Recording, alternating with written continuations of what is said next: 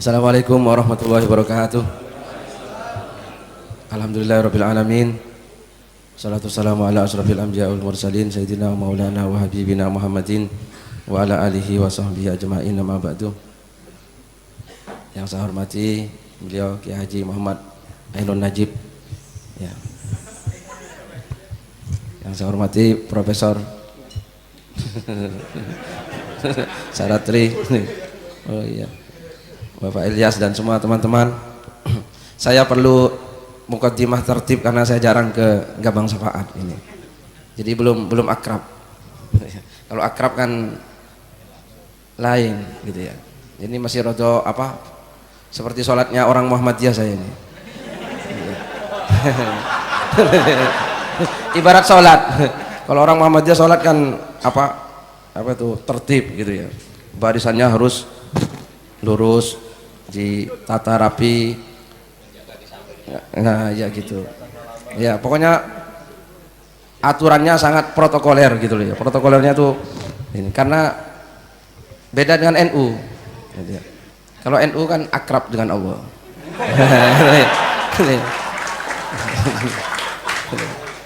Sehingga apa tertib administrasi ini tidak begitu penting loh ya. Ya, maka saya kalau masuk masjid itu sudah bisa membedakan ini masjid NU atau masjid Muhammadiyah. Kalau bersih, rapi, pokoknya pokoknya sangat administratif, wah ini Muhammadiyah ini.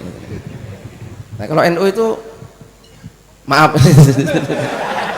Nah, kalau NU ini kan akrab dengan Allah Ta'ala gitu ya, akrab, sehingga bisa ya sama Allah tuh enggak, luarnya agak begitu serius, dalamnya serius.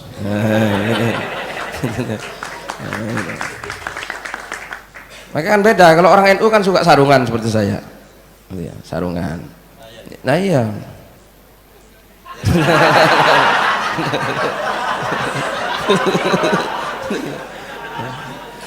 Karena kalau sarungan ini kan bebas bergerak gitu ya.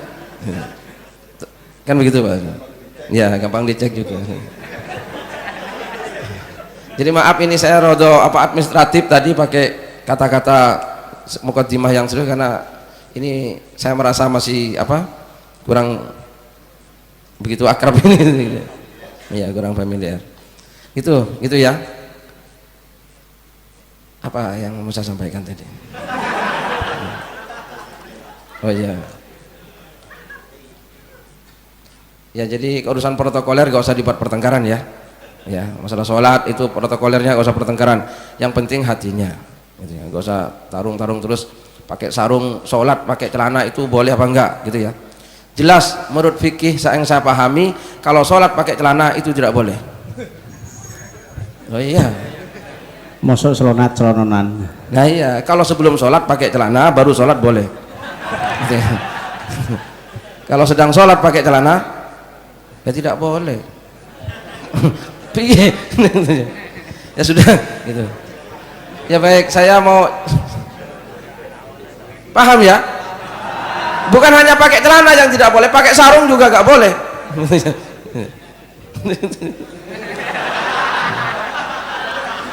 Masa sholat sambil sarungan, Allahu Akbar. Kecuali orang NU yang sudah sangat akrab. Itu gak apa-apa. Jadi kalau sudah akrab itu aturan protokoler itu kan tidak begitu ya tidak begitu diperhatikan itu kalau sudah akrab. Maka berakrab-akrablah dengan Allah Ta'ala supaya sampean selamat dari dari ini loh, ini enggak musyrik apa enggak, itu orang-orang yang masih jauh dari Allah Ta'ala sehingga wedi terus kepada Allah Ta'ala, dikira Allah itu kejam, mau sedikit salah padahal enggak. Allah itu Rahman Rahim ya kan. Kalau bahasanya Gus Mus itu Allah itu syakur itu maha nerimake wis rapopo yang ini gitu Gus. Allah itu gak mungkin kok nuntut yang terlalu berlebihan dari hambanya. Wis rapopo Semarang ae kayak ini rapopo. Nah itu. Sudah ya, saya teruskan ini saja tugas kepada saya. Saya ditugaskan membacakan, sebenarnya gak harus menjelaskan berarti. Firman Allah Subhanahu wa taala, yang berbunyi wabtaghi fima ataka Allahu darul akhirata wala tansa nasibaka minad dunya, dan seterusnya, wa ahsin kama ahsanallahu ilaik, dan seterusnya, wala taghil fasada fil ard innallaha yuhibbul muhsinin, itu ya, seterusnya begitu. Nah, wabtaghi fima ataka Allahu darul akhirah, ini perintah, ini pertama kalimat ini kalimat perintah. Wabtaghi, dan carilah olehmu, fima ataka Allahu, di dalam apa yang Allah memberikan kepadamu. Ini sebetulnya bahasanya tidak dengan apa, tapi di dalam apa, ya. Tolong dicermati. Carilah bukan dengan, tapi di dalam. Fima, wabtaghi, carilah olehmu, fima, di dalam apa. Ma ini abstrak loh, karena abstrak itu isinya bisa apa saja. Fima, di dalam apa pun ataqallahu, yang memberikan Allah kepadamu. Ya, apa yang sampean rasakan itu pemberian dari Allah, carilah di situ itu ad-darul akhirata, kepada kehidupan akhirat. Wala tansah nasibaka minat dunya, dan jangan kamu lupakan bagianmu dari dunia. Ayat ini menjelaskan gini, supaya kita itu ya, di dalam apapun yang diberikan oleh Allah kepada kita, gitu ya, carilah sisi akhiratnya, gitu ya. Antara dunia dan akhirat itu ya, jangan dianggap sesuatu yang jauh atau berbeda, jangan, gitu ya. Dunia itu, kata dunia itu kan gini, dunia itu ya, dunia itu bukan uang, dunia itu bukan jabatan, dunia itu bukan wanita cantik atau laki-laki yang ganteng, bukan. Jadi jangan dianggap kalau orang cari istri itu dianggap mencari dunia, ya belum tentu. Jangan dianggap orang kalau cari uang, oh ini golek dunia, bukan Pak Ilyas. Nah iya, jangan dianggap kalau orang cari jabatan terus cari dunia, ya bukan. Terus sampai berkesimpulan setiap orang yang masuk masjid mesti cari akhirat, akhirnya setiap orang naik haji mesti cari akhirat, setiap orang sedekah cari akhirat, setiap orang sholat duha cari akhirat, ya belum tentu. Nah ini tolong bisa dipahami di sisi, jangan materialistik gitu ya. Orang kan terkadang begini, golek dagang, wah ini golek dunia, ya belum tentu. Wah ini naik haji, umroh, golek akhirat iki. Oh iki apa? Macul jadi dosen, wah ini dunia iki. Apalagi Universitas Negeri Semarang, bukan UIN. Dosen dunia ini berarti ini. Golek dunia. Nah, terus kalau dosen di Universitas Islam Negeri apa sini? Wali Songo, akhirat iki. Tidak seperti itu ya, tidak. Kan tidak, ya apa enggak? Terus kalau orang sholat pasti golek akhirat, apa begitu? Kalau sampean sholatnya husuk gara-gara mumet ditagih hutang, ya Allah, tolong ya Allah 100 juta. Ya mau golek 100 juta itu gak oleh Allah Ta'ala, ya kan? Ya Allah, mudah-mudahan segera dapat jodoh ya Allah, tak sholat 100 rakaat, ya mau golek jodoh itu. Tapi golek jodoh pun belum tentu dunia. Nah itu ya, maka tolong ini dicermati.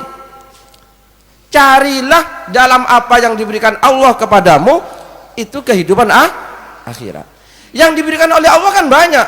Ada yang diberi, pertama badan kita, kesehatan kita, pikiran kita, hati kita, ilmu kita, termasuk uang, termasuk kursi. Ya kursi yang di rumah, bukan yang dicari-cari itu gitu ya. Bukan kursi DPR gitu ya. Ya termasuk seterusnya. Itu semua kan pemberian dari Allah Ta'ala. Carilah olehmu dalam itu kehidupan akhiratnya. Jadi kita bukan anti uangnya, bukan anti jabatannya, bukan anti mengajar di UNIS-nya, Unis. Unis saya ini. Tapi Pak Ilyas, carilah dengan mengajar itu akhirat. Gak harus di UIN. Gak harus mengajar mahasiswa sampean, ngajar mahasiswi juga gak apa-apa. Tapi carilah akhirat. Itu pesan Allah Ta'ala. Nah ini nanti biar beliau yang menjelaskan ini apa bedanya akhirat dengan dunia. Ini jangan sampai keliru, jangan sampai dipisahkan. Barang satu, nah teh ini bagi Pak Ilyas bisa jadi dunia, bagi saya akhirat. Padahal teh satu. Oh iya. Rokok satu, misalnya sedot berdua, mungkin bagi Pak Ilyas jalan ke neraka, bagi saya jalan ke surga. Nah, ini loh iya bisa seperti itu. Maka jangan materialistik sampean. Jangan karena satu rokok berdua terus besok kira-kira sama-sama masuk neraka, belum tentu. Bisa jadi sini neraka, saya surga, kan begitu. Atau sebaliknya surga semua. Itu seperti itu ya. Tolong dicermati. Karena ini sekarang banyak orang berpikir itu materialistik. Ya apa enggak? Materialistik. Berpikir kehidupan serba materialistik, termasuk masalah surga neraka materialistik, masalah dunia akhirat juga materialistik. Lek wis pecian, sarungan, surbanan kiai, belum tentu. Bisa jadi yang kiai yang nggak pakai peci. Nah, kan gitu. Maka orang gila tadi yang mencari kiai-kiai, mudah-mudahan kiai orang gila yang materialistik sehingga salah sasaran. Dikira kiai padahal jemuran bajingan, dipateni tenan nggak apa-apa. Nah itu ya. Lo ya kan? Oh iki surbanan iki. Oh iki anu kiai iki. Nggak apa-apa patenono. Wong nyatanya bajingan. Nah itu. Mudah-mudahan orang gilanya materialistik sehingga salah sasaran. Nah, itu ya. Loh iya yang kiai tenanan yang mana ini jangan materialistik loh. Itu ya. Dan seterusnya itu ya. Wabtaghi fima atakallahud darul akhirah wala tansa nasibaka minad dunya. Carilah olehmu di dalam apa yang diberikan Allah kepadamu, carilah kehidupan akhirat dan jangan kamu lupakan dunianya. Itu Pak Ilyas. Misalnya bojo, itu Pak Ilyas ya. Bojo harus sampean nikmati ke akhirat. Boleh sampean sedikit saja dunia. Ya rapopo lah. Nah itu saja. Itu saja. Itu walatan sana sih bagan. Itu. Oh iya. Itu bagian dari surga itu. Nah, itu ya, gitu. Gitu ya. Oke?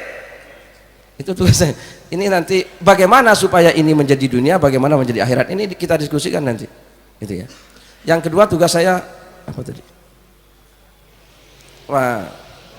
Nah, faman kanat hijratuhu, ini kan sabda Rasulullah ya. Ketika dulu gini, Rasulullah kan hijrah bersama para sahabat gitu ya. Sahabat ada yang lebih dulu, ada yang bersama Rasulullah yaitu Sayyidina Abu Bakar, ada yang setelah Rasulullah. Sama, jarak yang ditempuh sama. Dari Mekah Madinah itu kurang lebih 450 km lah. Atau sampai 500 lah. Kurang lebih ya. Kalau kurang lebih gak ada salahnya. Bukan tidak pasti. Kan kurang lebih gitu. Nah, itu kan sama yang ditempuh. Nah, begitu sahabat-sahabat sudah kumpul semua di Madinah, Rasulullah tiba-tiba bersabda di depan para sahabatnya. Gitu ya. Sabda Rasulullah SAW, gitu ya. Innamal a'malu bin niyyat. Sesungguhnya perbuatan itu tergantung niatnya. Kamu semua sama hijrah, jarak yang ditempuh sama, mungkin rekosonya sama, tapi nilainya di hadapan Allah tergantung niatmu semua. Nah, faman kanat hijratuhu ilallah wa rasulihi fa hijratuhu ilallah wa rasulihi. Sabda Rasulullah. Barang siapa yang hijrahnya kepada Allah dan Rasulnya, maka hijrahnya kepada Allah dan Rasulnya. Wa man kanat hijratuhu limra'atin yankihuha au dunya yusibuha fa hijratuhu ila ma hajara ilaihi. Sabda Rasulullah. Barang siapa yang hijrahnya karena untuk menikahi wanita atau karena untuk mengejar dunia, maka meskipun jarak yang ditempuh sama, rekosonya sama, tapi hijrahnya dia ya menuju dua yang tadi.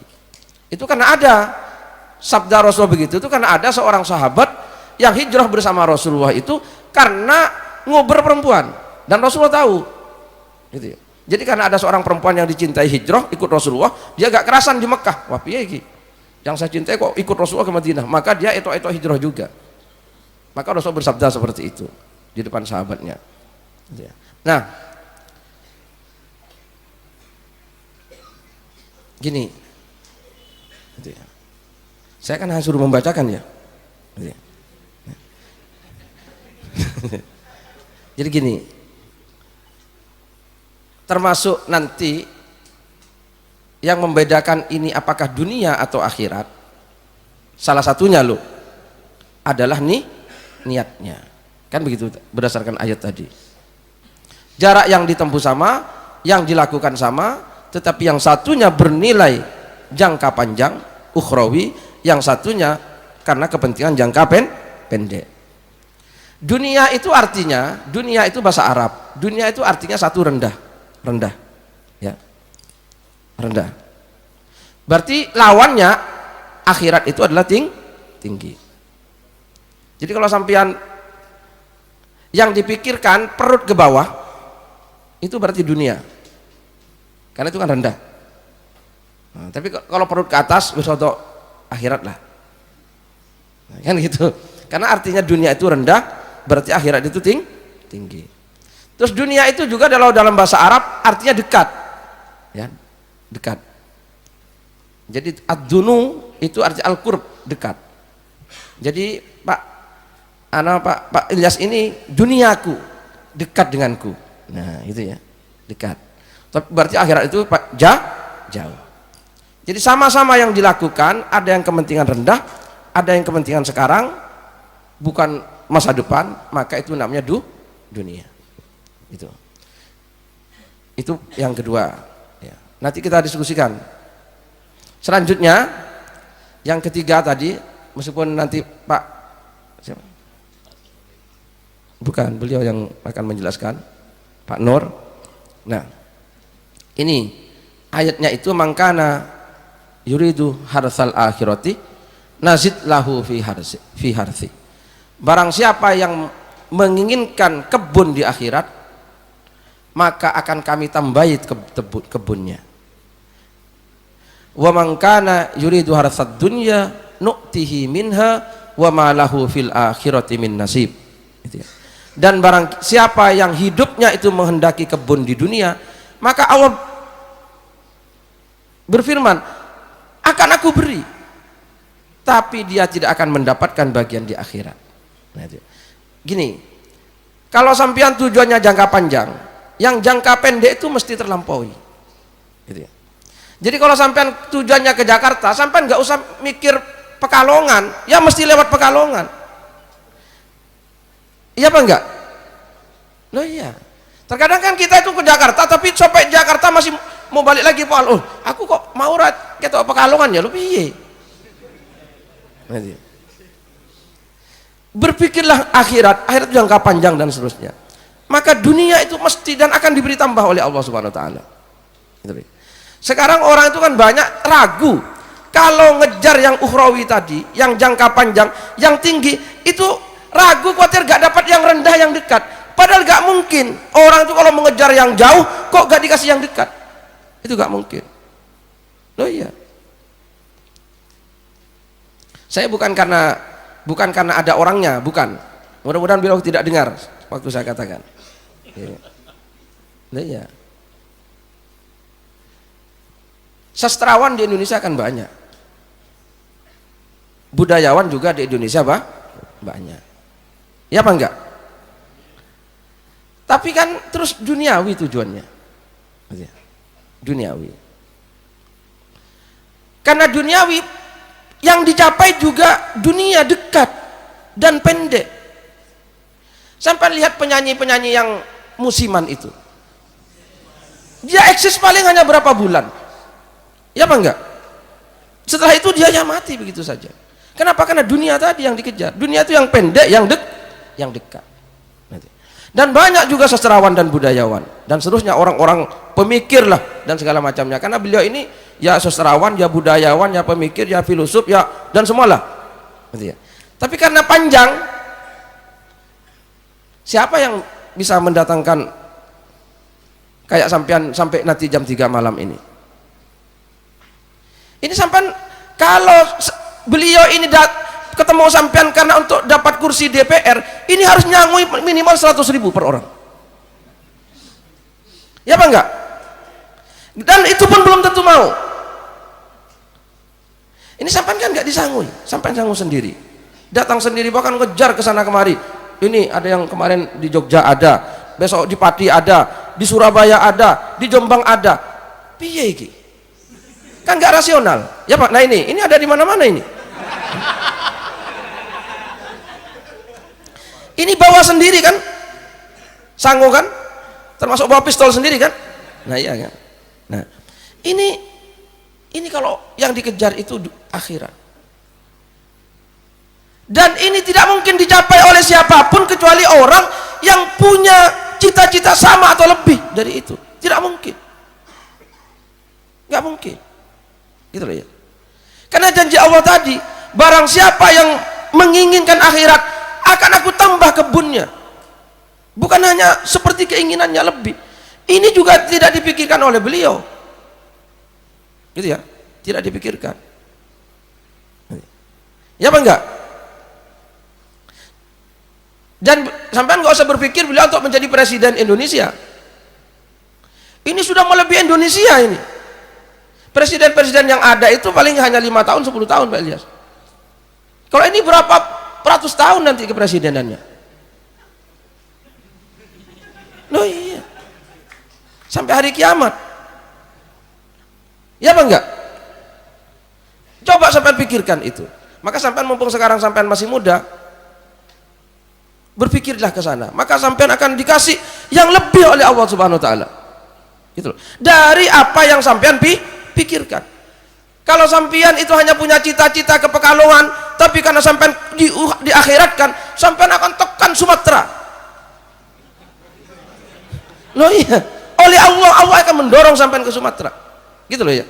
Tapi kalau sampean dunia dekat, pendek keinginannya, sampean ingin Pekalongan paling sampean sampai sini, baratnya Semarangnya apa? Kendal paling sampean. Itu pun sudah ngos-ngosan. Loh iya. Maka ayo ke sana. Itu janji Allah, barang siapa yang menghendaki akhirat, maka Allah akan tambah kebunnya. Gitu ya.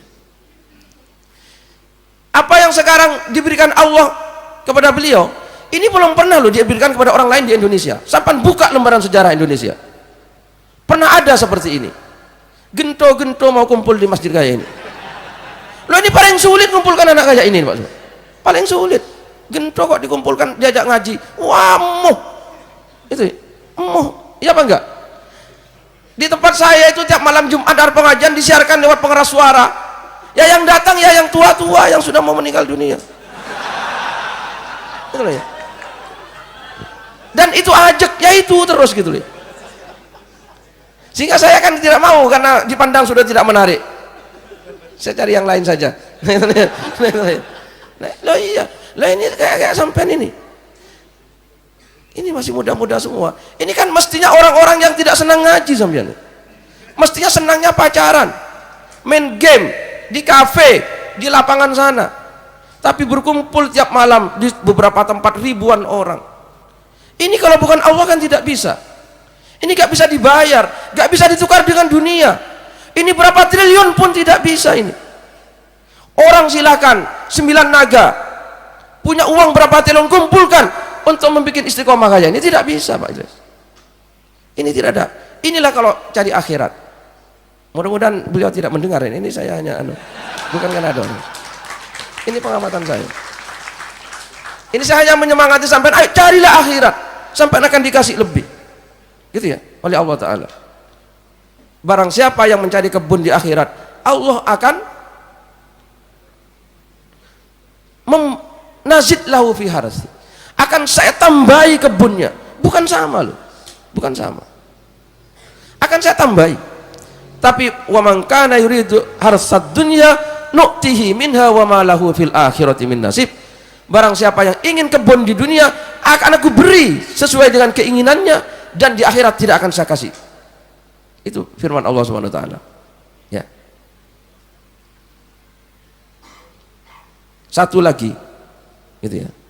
Ini presiden Indonesia nguber-nguber ingin ketemu beliau. Mana ada orang yang tidak ingin ketemu dengan presiden Indonesia sekarang? Itu ya. Loh iya. Malah sekarang itu orang itu rebutan. Nah beliau ini menghindar dan melarikan diri sampai sekarang nomornya semua dinonaktifkan karena dikejar-kejar oleh presiden Indonesia dunia itu. Presiden dunia Indonesia itu ya. Loh iya, betul. Dan beliau tidak pernah ngejar presiden dunia itu, tapi presiden dunianya mengejar beliau. Ini tidak bisa. Jadi akhirat gak mungkin dikalahkan oleh dunia. Orang yang mengejar akhirat gak mungkin kalah dengan orang yang mengejar dunia. Gitu ya, tidak mungkin. Gitu ya. Maka kalau sampean ngejar dunia, sampean sama dengan menyempitkan dunianya sampean sendiri. Ayo kejarlah akhirat. Gitu ya. Tidak ada dicari-cari presiden, yang ada tuh orang ingin antri ingin ketemu presiden. Sekarang itu Pak Ilyas, yang namanya anggota DPR itu tumpuan proposal dari orang-orang itu sekarang. Setiap orang ketemu ngasih proposal karena ingin dapat bantuan. Nah, beliau tidak butuh itu, tapi dikejar. Coba bayangkan. Kalau ingin kaya, wah, orang pondok pesantren didatangi presiden satu kali saja itu langsung megah. Karena karena presiden itu kalau datang mesti menteri pendidikannya dibawa. Ini sekolahnya kurang apa? Menteri agamanya dibawa. Ini kurang apa? Oh ini pondok sanitasinya buruk, menteri PU dibawa. Oh ini kamarnya kurang, menteri perumahan rakyat dibawa. Karena santri dianggap rakyat miskin, maka perlu dibangunkan rusunawa, rumah susun yang mestinya itu untuk warga miskin, tapi sekarang dibangun di pesantren-pesantren kan banyak pesantren yang pakai rusunawa. Itu mestinya untuk orang warga miskin. Nah karena santri dianggap warga miskin, rusunawa dibangun di pesantren-pesantren. Nah itu ya. Nah itu kalau presiden datang dan seterusnya. Nah, dan beliau ini tidak mau dengan itu semua. Gitu ya. Ini kenapa? Karena mengejar akhirat. Itu ya. Maaf saya tidak nyebut nama lo ya. Ini itu. Terima kasih. Assalamualaikum warahmatullahi wabarakatuh.